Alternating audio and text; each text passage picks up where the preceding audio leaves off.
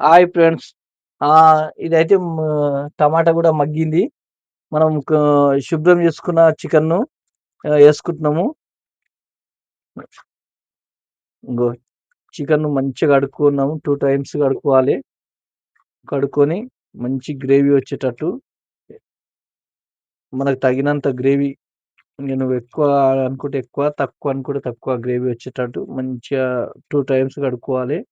మంచిగా యేసుకోవాలి. నేను చికెన్ అయితే యేసినా ఫ్రెండ్స్. ఇప్పుడైతే ఓసారి కలపాలి.